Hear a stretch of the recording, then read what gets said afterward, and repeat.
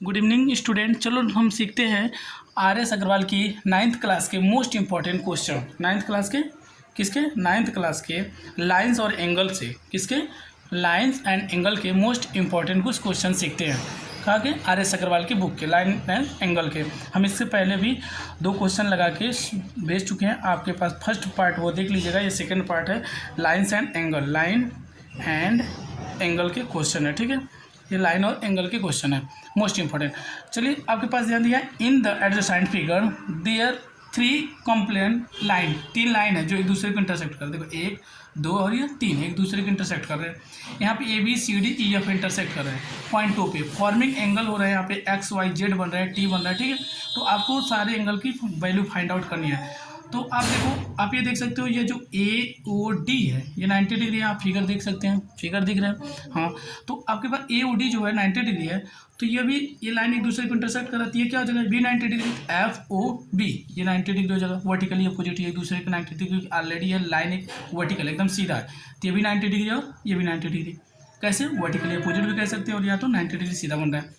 ये देखो 90 हो गया, और ये x और ये 50 है, तो ये तीनों लीनियर पेयर से 180 होने चाहिए। तो आप कह सकते हो angle T plus angle x plus angle 50 equal to 180 degree. कैसे लीनियर पेयर से, कैसे हो सकता है लीनियर पेयर से।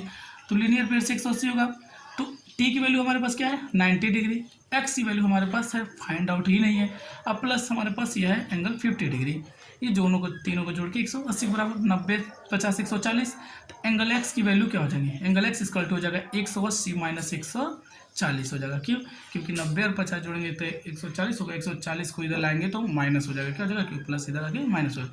तो एंगल x की वैल्यू क्या आ जाएगी बाबू 40 डिग्री। कितना आ जाएगी एंगल x की वैल्यू 40 डिग्री आ गई। अब हमारे पास ये x पता चल गया। ये देखो ये 90 है और ये 50 है, तो देखो एंगल 50 बराबर होगा एंगल z के। एंगल 50 बराबर होगा एंगल z के। किसके बराबर होगा, एंगल z के।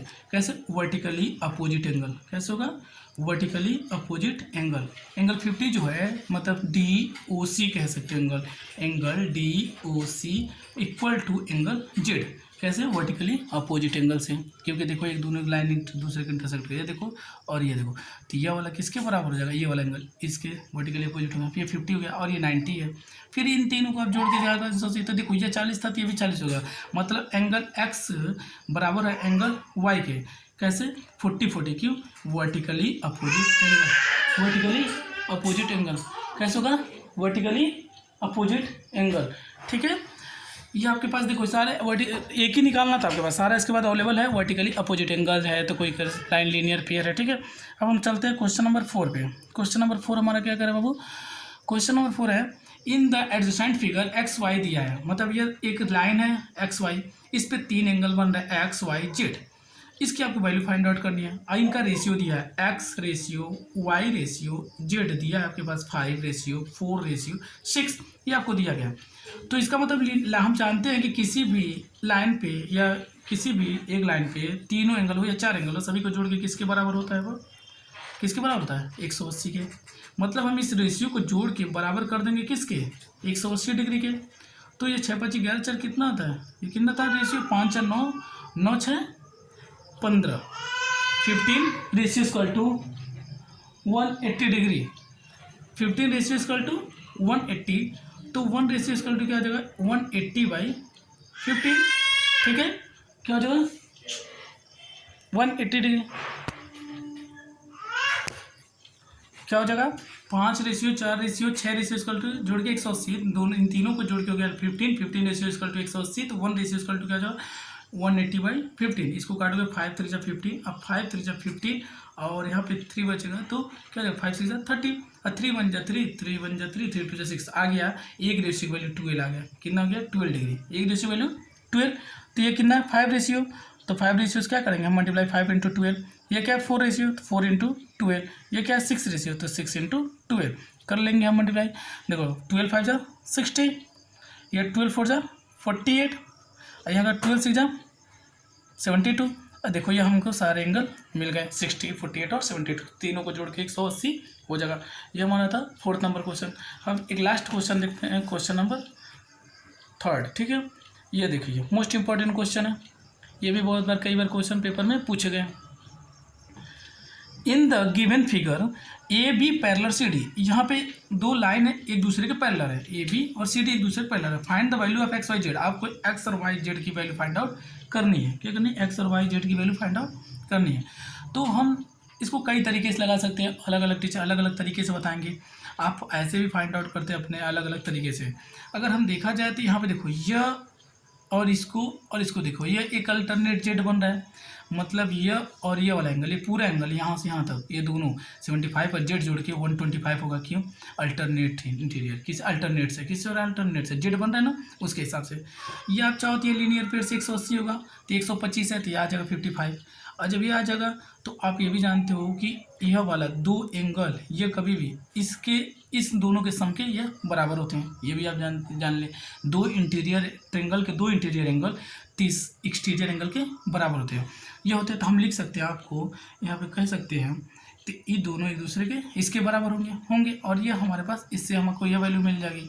और यहाँ पे एक्स और वाई है, तो पहले हम देखो इससे इसको बराबर करेंगे। क्यों? हम लिखेंगे एंगल ए, इसका यहाँ पे कोई नाम दे देते हैं या लिख देते हैं angle 75 degree plus angle z equal to 125। कैसे हो रहा है बाबू? क्योंकि टू ये जानते हैं कि अल्टरनेट से, किससे?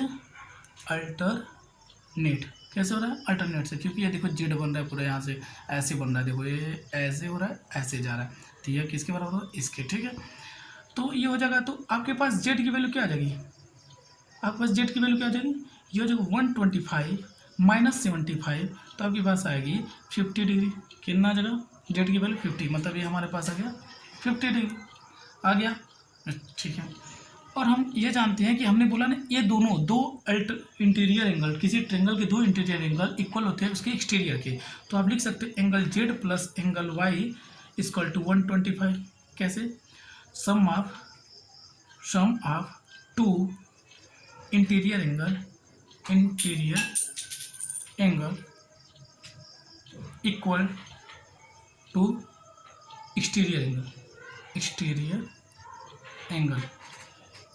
देखो किसी भी ट्रेंगल का दो इंटीरियर एंगल इक्वल होता है उसके जस्ट अपोजिट एक्सटीरियर एंगल के, याद रखना। ठीक है, तो ये z plus y equal to हम कह सकते हैं 125। तो जेड की वैल्यू हमारे पास 50, वाई की वैल्यू हमको पता ही नहीं है, और ये क्या करेंगे हम 125 के बराबर कर देंगे। तो y की वैल्यू हमारे पास आ गई 125 माइनस 50, यहाँ पे हम घटाएंगे तक हमारे पास 75 डिग्री। कितना आ जाएगा y की वैल्यू?